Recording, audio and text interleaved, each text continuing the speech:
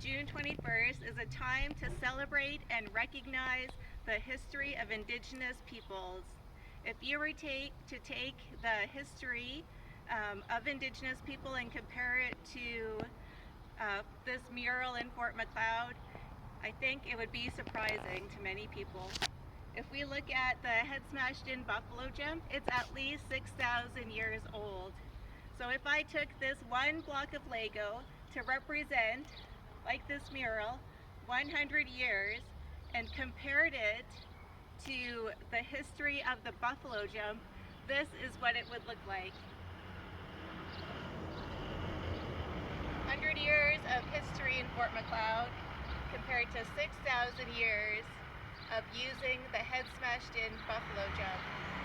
Today we are celebrating the rich history and culture that we have here, and I hope you enjoy the rest of the videos.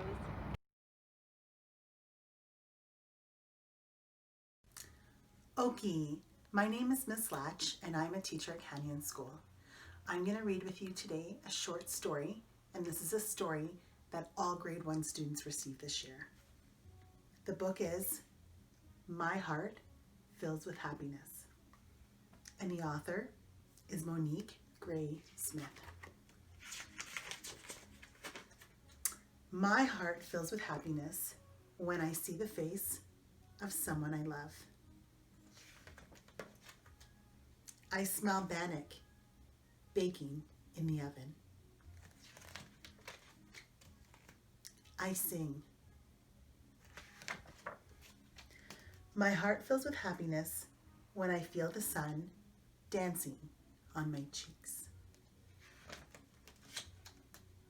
I walk barefoot in the grass. I dance. My heart fills with happiness when I hold the hand of someone I love. I listen to stories. I drum.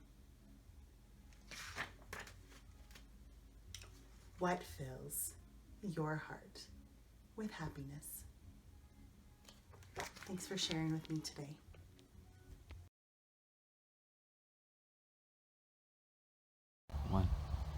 Okay, Nidaniko Misinski.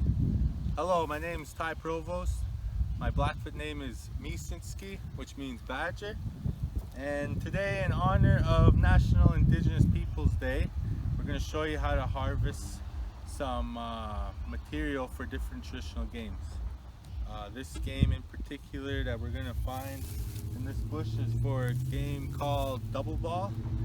So we're going to look for a nice straight willow here, but before we get started, we're going to lay some tobacco and say a prayer, and just so that everything goes good, we only take what we need, and that whoever plays these games brings some joy and happiness and for good things for them and their family.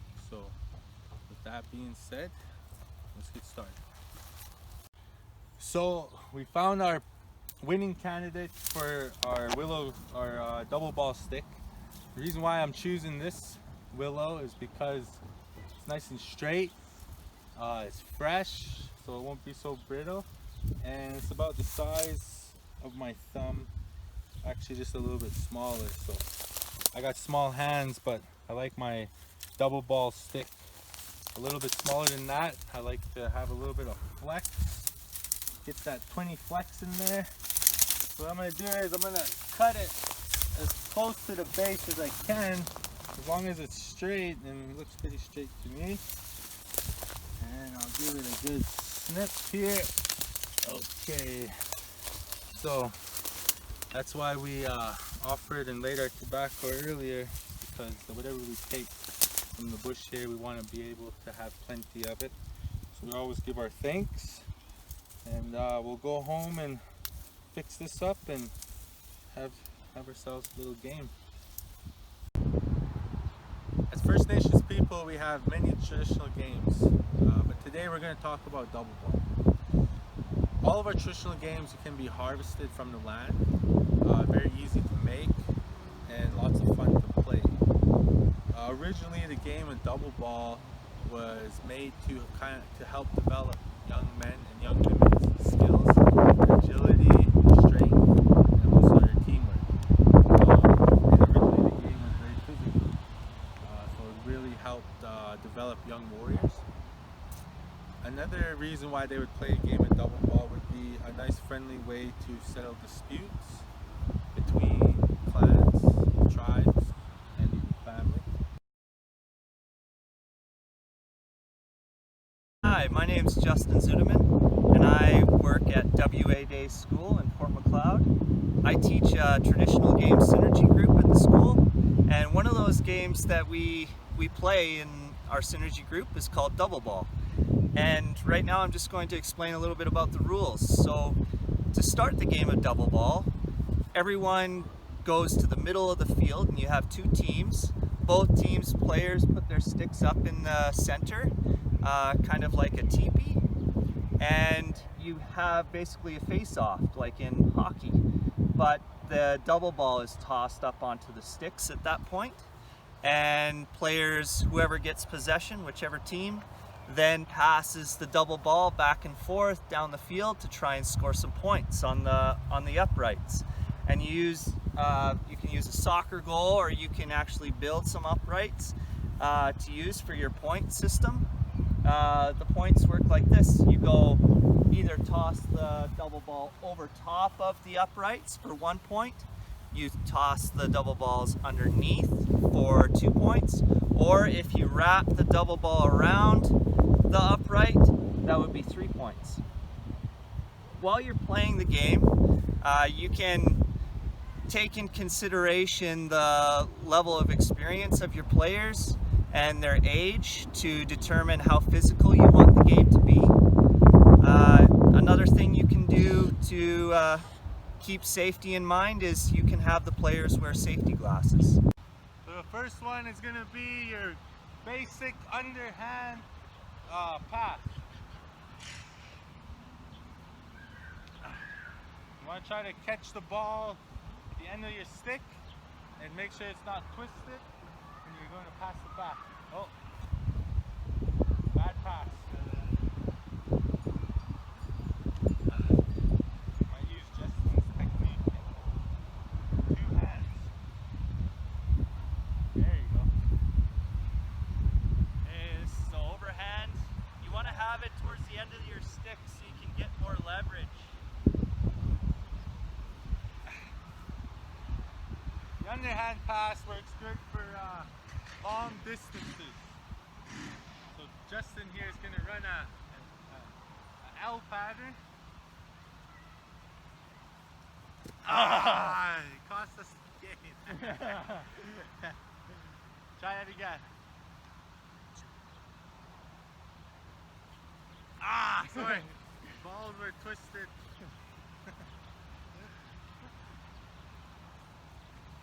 Yeah! That's your overhand pass. Now Justin's going to show you how to score using the uprights.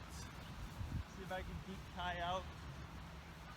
So when you're playing defense, you're allowed to hit the other player's stick, but you be careful with their hands, and you want to try to make contact with the stick and rub the double balls off like that. Okay? So, and Justin's gonna try not let that happen. Let's see how he does.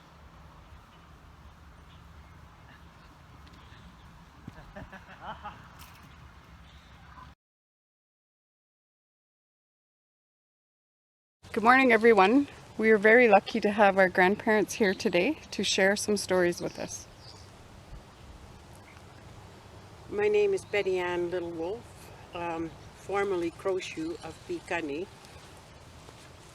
And I'm Morris Little Wolf from also Picani. Yeah, it's something that the young people should know. There's very few elders left that can tell the stories of the original way of nature itself. As an example,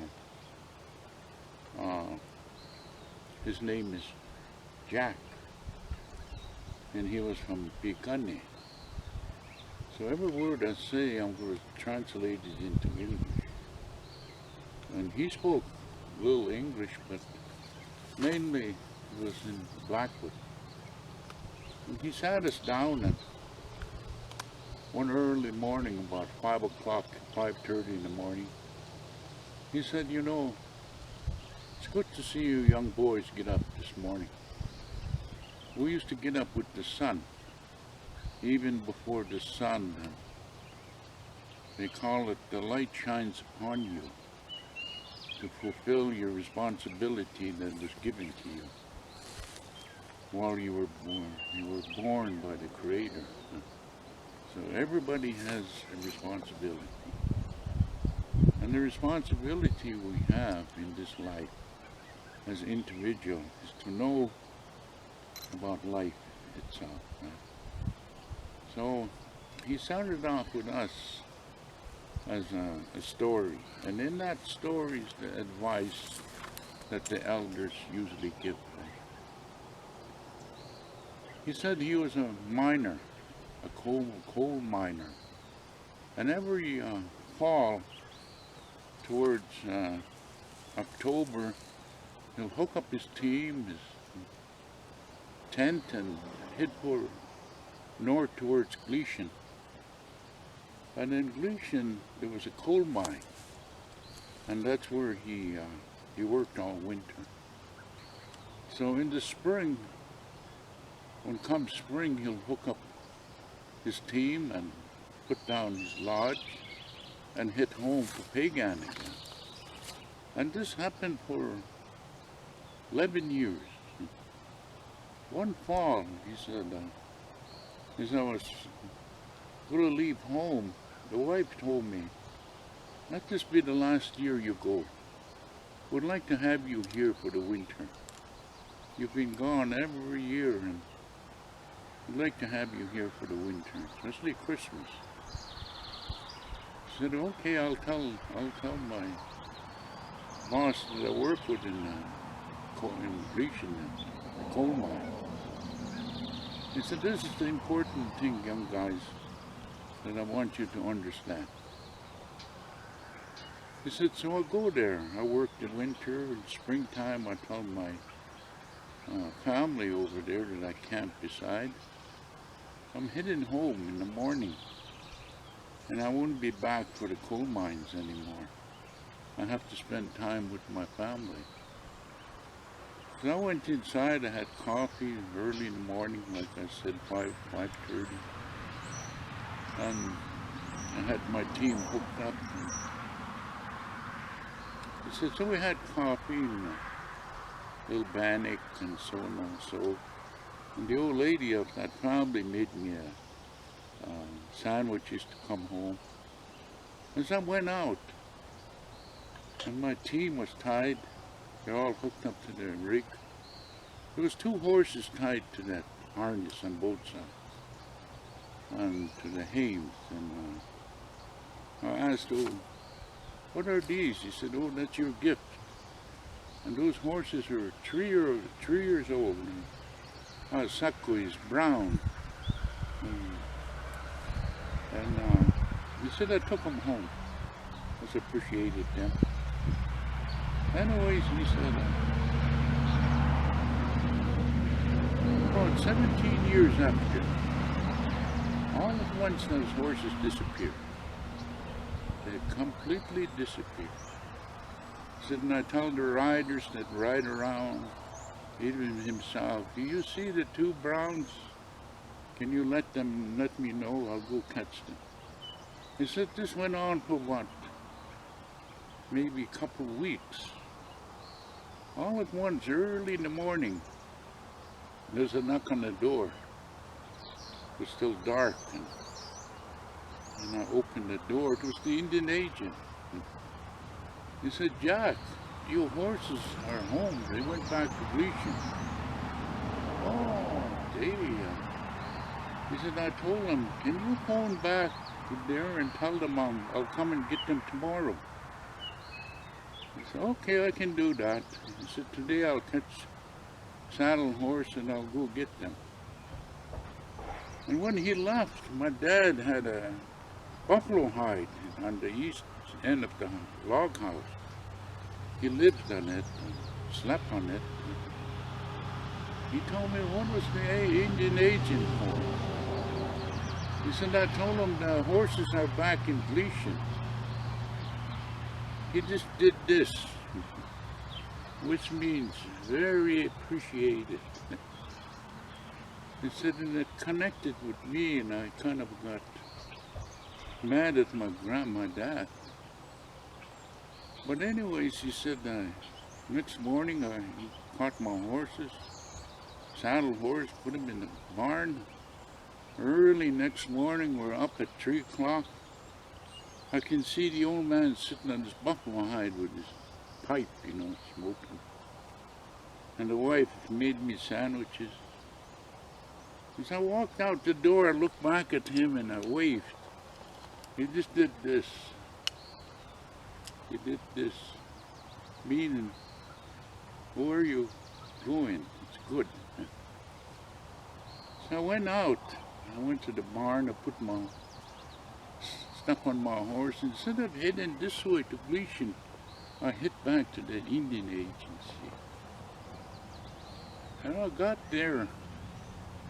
I waited, there was a blacksmith shop, I waited. Pretty soon I seen the Indian agent going in. I walked to him and I tell him, can you phone back and tell them that the horses can stay home? In Gleason, they're home already, so just leave them. Then I got on my horse and I went home. I didn't want to meet my dad because he put me on a guilty feeling about how he was making motions. So I walked in the door, didn't look at him. Pretty soon towards evening, the wife tells me, go sit with your dad. Don't act like a little child to him. So I went to sit with him. He said, my son, no, my son. That's really good what you did. Them horses are just like your kids. You think of it. When you got them, they were 3 years old. 17 years after. In 17 years, they build you this house. They build everything in this house, cupboards, everything. They fed you for 17 years. They raised your kids.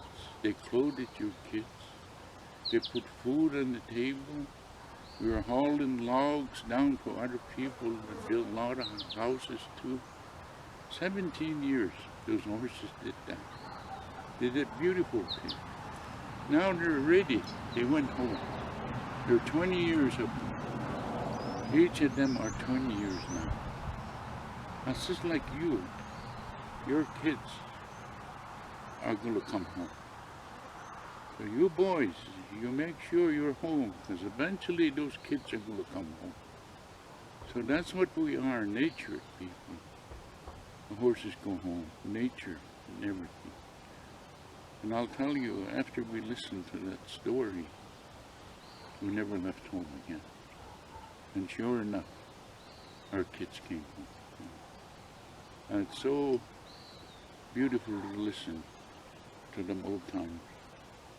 And today, many of them are gone. There's very, very few that are around. You know. I wish the kids, some of the kids would listen to this. Many, many other stories. Many other stories. So with that, I'd like to say, I wonder where our kids right now. I wonder where's our grandkids. We'll never see them coming home. Never. Perhaps if you sing a song, and the sound of your voice will carry through the mountains, through the trees, through the rivers, will echo through, they'll hear. Go get your drum. I'll get my drum and we'll sing a song. I'll sing a song that relates to the societies, honor songs, one of the old songs, and I'm so glad that we're sitting in the sunshine today in this year. So we'll sing a song to our kids and grandkids so that we'll make the word.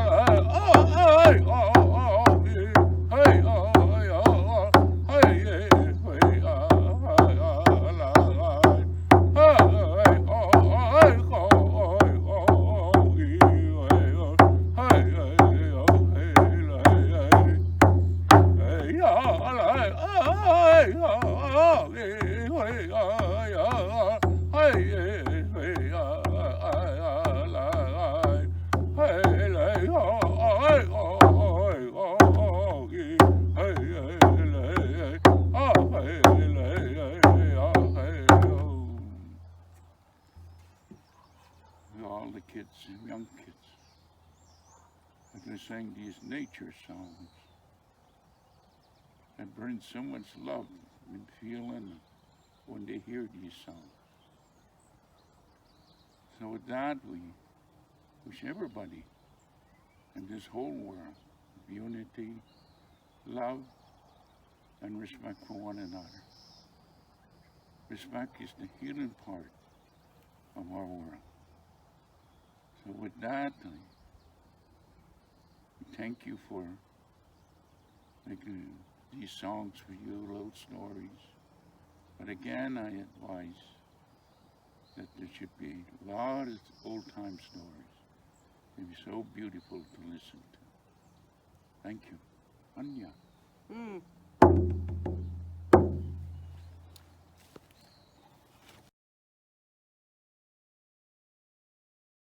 Tansei. Hi, my name is Alison Sanulans and I'm at ISS School in Blairmore, but I'm originally from Jifpal Cree Nation, and I just wanted to come today to kind of talk about feathers and the symbolism behind feathers for Cree people, Indigenous people, as well as Métis as well. So our feathers are very important to us. As you see, I carry a fan. Our fans are for prayers, for strength, and right now I'm sure we could probably use a few of those for health as well. So I do raise my feathers for folks in their health. When we dance, if we do jingle dancing, often our bells, there's 365 bells on a jingle dress, and they all contain a prayer and one for every day. When they do the honorary drum beats, we raise our feathers and our fans for prayers for people who we've been asked to dance for. Also during women's traditional dancing, we would also do and raise our feathers for the honor beats as well, and that's for any folks who have passed away prior or any male relatives that we may have that we may dance for. So, on that note, that's kind of all I really had to say about our feathers, but certainly hope that you enjoy your day. Thank you so much, or in Cree we say, hi hi. Hi, my name's Dane Newton. I'm a custodian here at Isabel Sound School, and I'd like to tell you a little bit about the Métis and the Métis sash. The Métis are a distinct group of Canadian people who developed a unique culture that grew out of Canada's fur trade heritage. Their offspring became known as Métis people of mixed blood. They had developed a proud culture with elements of both people from whom they descended. One of the symbols of the Métis is the sash, which I have in my emblem right here. The sash is worn as a symbol of nationhood and pride. Usually the Métis men wear the sash around their waist. The women will wear it over their left shoulder, or the traditional way around the waist. The sash had practical serving as trunk lines, first aid kits, ropes, washcloth, towels, and saddle blankets. The ends of the sash could function as emergency sewing kits. The meaning of the sash, there's many meanings, a few of them here anyway. Red is for the blood that the Métis have shed through the years of fighting for our rights. Blue is for the depth of our spirits. Green is for the fertility of a great nation. White is for our connection to the earth and our own creator. Yellow is for the prospect of prosperity. Black is for the dark period of suppression and disposition of the Métis land. Although the fur trade days have long ended, the sash still remains an important symbol for Métis and is often presented as a gift to both Métis and non-Métis citizens. I think that touches on it. Miigwech.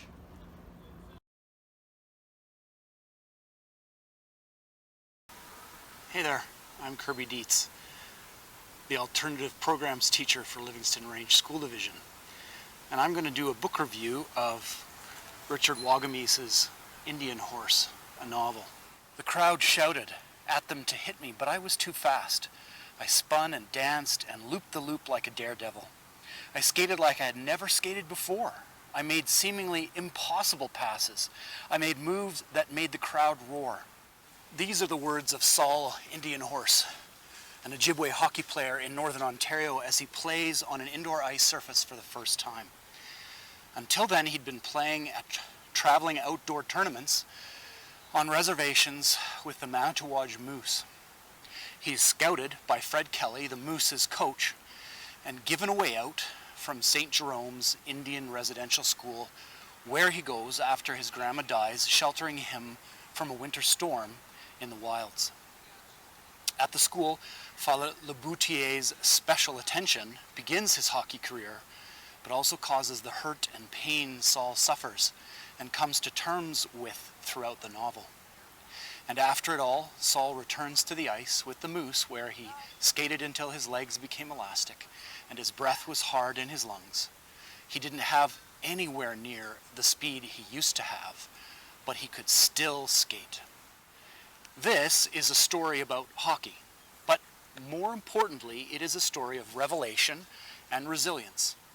Richard Wagamiese, well-known Canadian First Nations author and storyteller, tells the story of a middle-aged Saul trying to heal in a treatment center and writing down the story of his life, unable to understand or discuss it at the treatment center, and unable to discuss his most difficult memories at the residential school.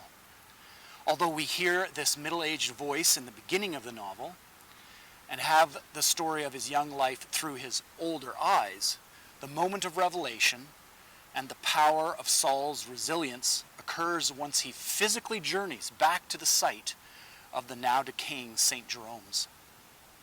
Here, Wagamiese reveals that Saul had been the victim of years of sexual abuse at the hands of the trusted, even loved Father Leboutillier. And Saul describes hockey as his escape. The game kept me from remembering. As long as I could escape into it, I could fly away. Saul also returns to a place of spiritual healing where he communes with his long-dead grandfather, Shabogisik, offering tobacco and thanks in an Ojibwe prayer. The story of Saul's journey, a powerful one, guides others in their pathway to reconciliation and recovery. Wagamiese's masterfully vivid description of Saul's hockey gifts, the action of the game, engaged the recently starved sports fan in me. But his spiritually adept description of Saul's revelations opened my eyes to the tragic atrocities perpetrated by those with power in his life, and the horrific effects that has on his life for years after. And this is the story for so many First Nations people who suffered at the hands of those who in some sick way thought they were doing the right thing. Wagamiese as so many good authors before him, creates a character who is likable, flawed, and real. Although at first Saul seems one-dimensional, the hockey fanatic, it is through Wagamese's capturing of the darkest parts of Saul's life that Saul becomes lifelike and relatable, and in some small way allows even the male, white, privileged me to feel connected to his path of reconciliation. This novel well deserves the notoriety it has garnered over the years. It was a finalist in the 2013 CBC Canada Reads contest, where Canadian personalities champion a novel in a week-long radio debate. Wagamese was also a longtime friend of the CBC's The Next Chapter host Sheila Rogers, who championed his book and his writing. And Wagamese has won other Canadian awards for other works, specifically One Native Life from 2008 and One Story, One Song in 2011. Although he passed away in 2017, Richard Wagamese's legacy will live on in this novel. In fact, this novel should become a fixture in the Canadian literary canon with the likes of Pierre Berton, Farley Mowat, Margaret Atwood, Thomas King, Margaret Lawrence, and other greats in our literary world.